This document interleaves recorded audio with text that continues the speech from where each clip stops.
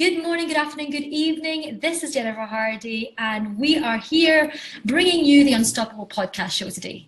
I am joined by the lovely Linda Clay today. Hello, Linda. How are you doing? Fine, Jennifer. How are you? I'm so pleased to be on your show today. I am really, really good. Whereabouts in the world are you? I'm in the Skagit Valley in Washington State, staying with a friend. Amazing. I float between Washington and California. Excellent. And what is Washington like today? Nice weather? Kind of cloudy. So much like the way that it is in Scotland all of the time. Yeah, not quite as bad as Scotland, but yes. Oh my goodness, honestly.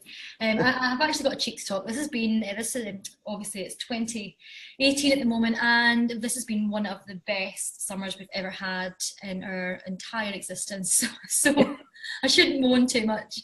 Okay, amazing. Thank you for coming here and joining us today and bringing our lovely listeners some inspiration and motivation for their morning, their afternoon, their evening, wherever they are in the world just now. So I'm just going to ask you a little bit about your journey, first of all. So give me a little bit of insight, like where were you brought up? Who was surrounding you? What kind of things do you do in a day? How was school? All of that kind of really early on stuff. What was that all like? Well, I was brought up in Seattle way back in the 50s. Actually, I was born in 1950. And I liken it to kind of like this idyllic childhood because we weren't brought up to really be aware of what's actually going on. I mean, the TV shows were like surreal with, parents had two beds and everything was fine. So you kind of grew up in this idea that everything was just going to be fantastic. Life was, just like Disney movies, the fairy princess, the prince coming in. And then, of course, the 60s came and all of a sudden everything just kind of went out of whack. It was like, wow, what's going on? And I can still see where I was sitting when we heard about President Kennedy getting shot. I can see my teacher's face. I can see the classroom and everything. It was such a turning point, I think, in my generations growing up, because we were thrust into all of a sudden realizing things weren't as beautiful as we thought they were.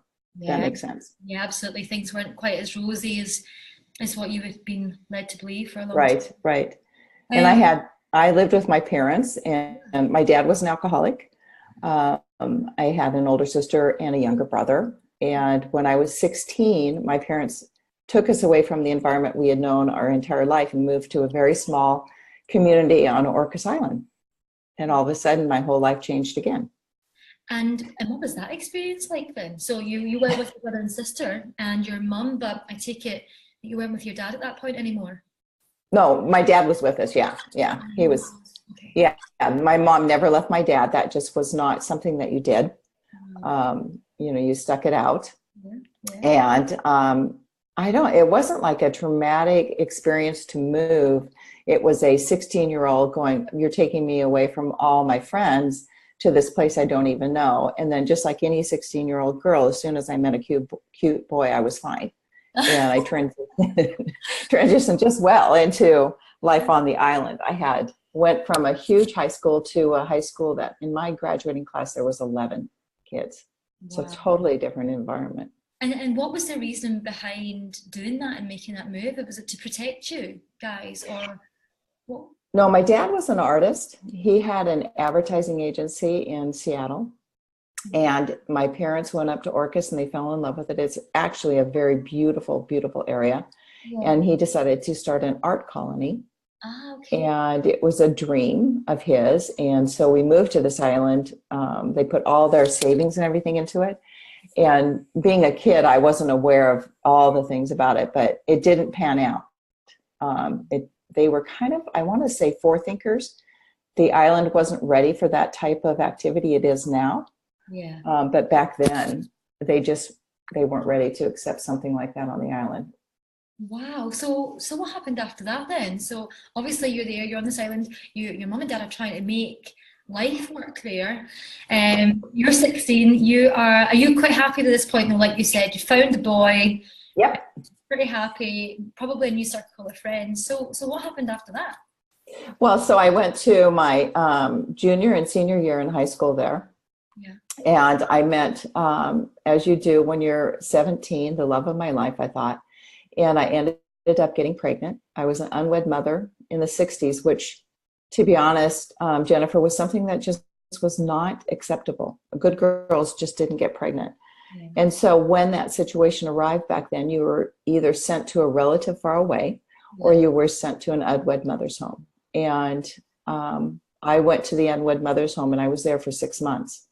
Wow. And, you know, I can't even explain. It's so difficult to explain to people, but you are like isolated all of a sudden. It's like you have a disease in a sense. And after the baby was born, I gave her up for adoption. Wow. And my parents, being of the Depression era, were the type of people that would, it was like, okay, so this happened, you got to get over it and you just move on. So there wasn't any counseling. There wasn't any support system. I'm barely 18 years old. I give up a child and I have to deal with it on my own. My goodness, I cannot imagine anything more harrowing than having to go through that. And at that point, when you were that age as well, I mean, you are really, you're self-aware. You know Right. the difference between right and wrong. So in your heart of hearts, like what was that screaming at you, and what was obviously your head doing at the same time? It must be total contradiction. Well, I'm trying, you know, I've been thinking a lot about it. I carried that shame. I mean, it was a very shameful thing to do. And I carried that shame until I was 60. I never told people about it. I didn't talk about it. I didn't even tell my best friends about it. My husband, who I later married, he knew, but I just didn't share the information. And one day I woke up, and in this journey of like self-discovery, just so everybody knows, it takes a lifetime. It's not something that you all of a sudden turn a key and, oh, I know all about myself. And I woke up one day realizing that that had been one of the hugest weights that was weighing me down. And, you know, I had to work through that. And I was 17 when I got pregnant. I was doing what 17-year-olds do, you know, I mean, that's the truth. It wasn't any shameful thing. I thought I was in love. But yeah, it was a big weight. Yeah. And when did you feel then ready to begin to actually say, do you know what? I'm going to let go of this shame. I should not have been feeling like this and carrying this for so long. When did that moment happen? Was it just literally, like you said, just one morning you woke up and thought, that's it, I'm letting this go, and began to talk about Yes. it? Or Yeah. The more I talked about it, the more I realized what a weight it had been, and the more I started letting go. The more I spoke out, and because I wanted women to know that we go through these things and we have challenges that we face that we think are shameful, or we did something wrong. Yeah. And, you know, we're human beings. Yeah, absolutely. And some of the biggest, what we think or what other people think are our failings turn out to be the biggest lessons, and actually Right. help us Right. and push us to the destination that we're meant to be at, and Right. give us the tools then to inspire other women, not even just inspire, but actually, you know, throw them a lifeline of, it's okay, I've been through this too. So Right. the more you speak about it, the more you can see the power in that happening. Thank you so much for sharing that. So what happened after that? Did you go back home? And what was that period of time like, trying to readjust to being back in your family, and with the obviously opinions kind of weighing down as well? Right. The adjustment was tough. Yeah. I ended up, and I think part of that, to be honest, if I step back, was because of the shame and being, I don't know if embarrassed is the right word, but in a sense, you know, not feeling like I fit in anymore. And so I did like any other older teenager will do. I left home and I went to work in Seattle. Yeah. And worked for a while. And then I started to go to college. And I actually got engaged to the father of the baby for a while, but he went off to Vietnam. Wow. And I received a Dear Jane letter from him, which was devastating. So, you know, in less than, I'd say probably 2 years, I had two, you know, crises in a sense, like crises type things that happen. Yeah. And so then I ended up moving back to the island. My parents asked me to come home and help them out. They had left the art colony, had started a little store, but my dad's health was deteriorating. And so when I moved back, I actually met my future husband. Wow. And it was one of those whirlwind romances, and we met and we were married within 4 months. So my life shifted again. Absolutely. And we were married for 28 years. Wow. So, yeah. Amazing. So in that time of being back there, meeting your husband, what was your, or did you even have like ambition on a personal level for, you know, business? Because I know that obviously you have your own business now. Was that even a thought then, or was it just trying to enjoy every day, or what was going on in that period? What were you doing work-wise as well? Well, no, I didn't have really any idea of having my own business, other than I had a faint idea that someday I'd like to have my own bookstore. But really, we were young. I was 20 years old when I got married. And I just realized that I wasn't even grown up, you know. And so a lot of it was my husband and I kind of growing up together, spent trying to figure things out. And we had our first child 2.5 years after we were married. Yeah. And, you know, so life got sucked up into raising children. We moved to California for a job there for him. Mm-hmm. And so that just kind of like transpired. And I just had this, like, you know, like I said, a dream of having a bookstore someday, but not being an entrepreneur in the sense of what I am doing right now. No. Yeah. Amazing. So tell me, where are you at now then? Let's fast forward a little bit from there. Okay. Tell me what's going on for you just now, and what you're doing. And that can be family as well as business too. Okay, so I'll try to capsulize this because my husband died 20 years ago. Okay. And that put me on this trajectory. Yes. So I had gotten my bookstore in the sense that I worked for a company, a large bookstore company. So it was like I had my own bookstore. And I went through a huge transition after his death, depression, PTSD. Very quickly, I started raising my granddaughter. Mm-hmm. And so for the last 20 years, I've been on this road, bringing me up to this point. And when I was 63, I was laid off. Yeah. From a job. And all of a sudden I woke up going, what am I going to do? Because I had no job. Nobody wants to hire baby boomers. So I started my first online business, which was a virtual assistant business consultancy, taking all my knowledge over the years, and did okay with it. Wasn't my passion though. And I found, I woke up one day and decided I needed to make a big change, that I'd never been alone since I was 20. So I packed my suitcases, got a visa, and moved to Portugal for just over 5 months.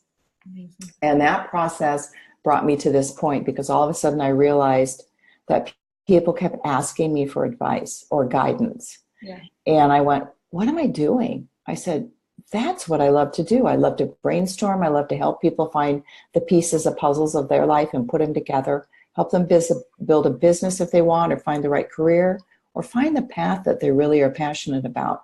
And so I've been slowly changing my business to the coaching business that I have today. Amazing. Fantastic. So, I mean, I don't even think I really need to ask you what made you decide that coaching was the thing that you were into.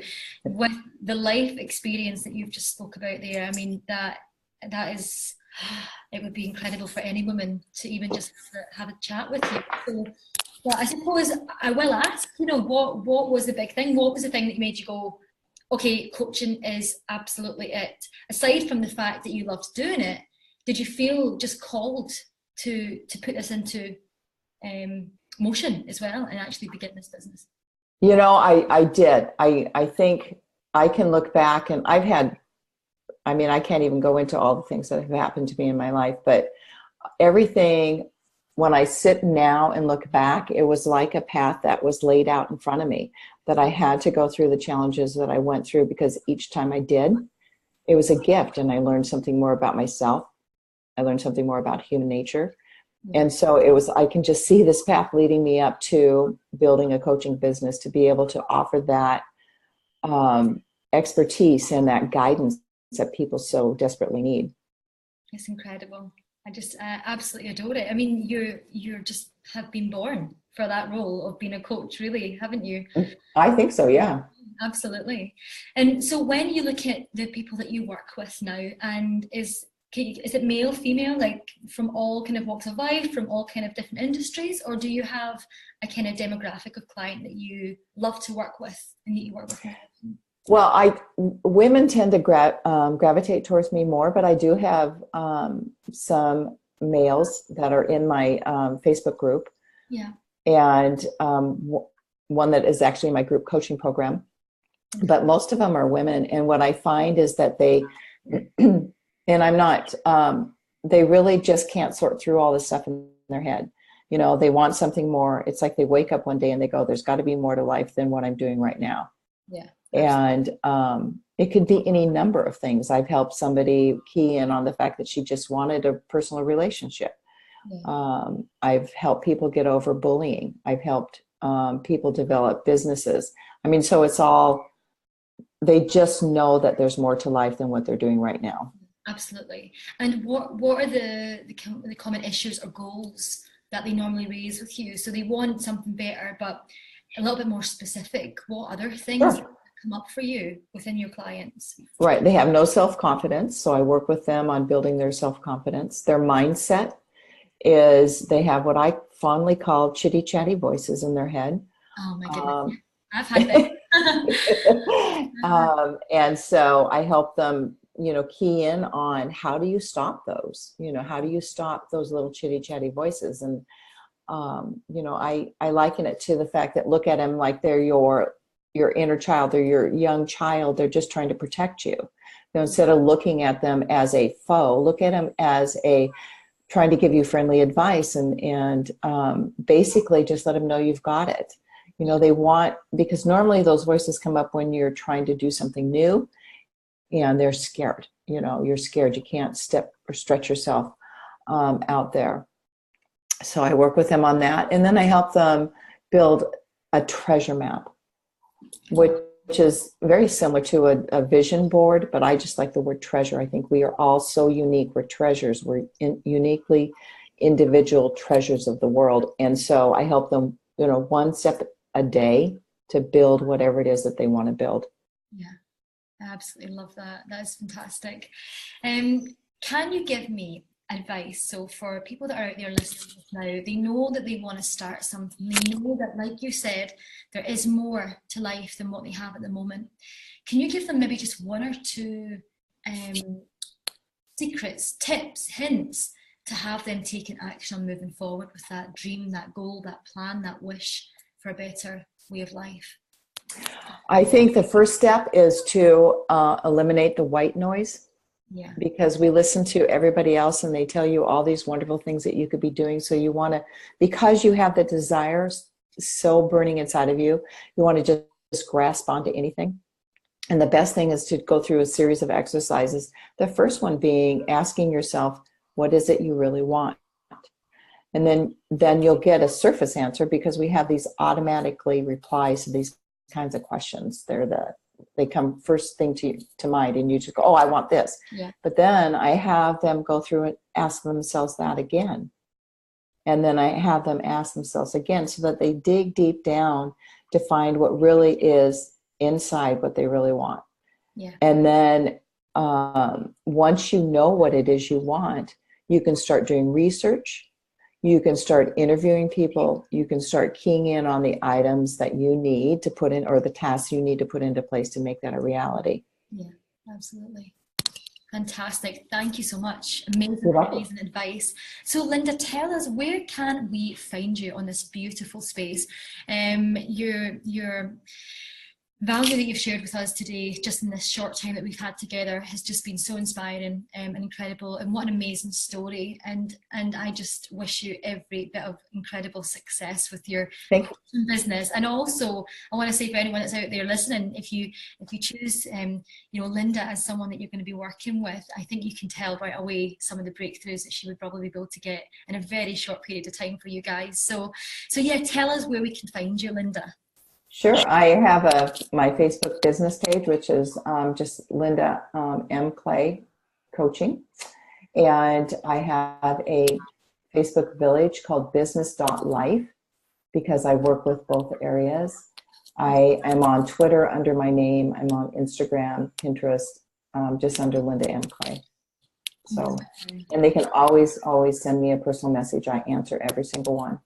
Oh, amazing. Linda, it's been an absolute pleasure. Thank you so much for being here and sharing your wisdom with me today. Oh, thank you so much for having me.